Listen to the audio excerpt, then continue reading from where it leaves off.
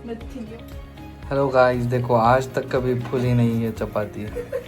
देखो गाइस, तुम्हें अच्छा लगता है?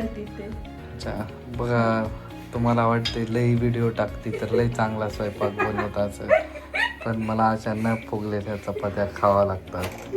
तुम्हाला काय माहिती आहे, व्हिडिओ सगळं दिसत नाही, त्याच्यामुळेच म्हणतो ऑनलाईनवर भरोसा ठेवू नका मित्रांनो। चपात्या भाजावं लागायला झाडून काढून फरशी पुसून,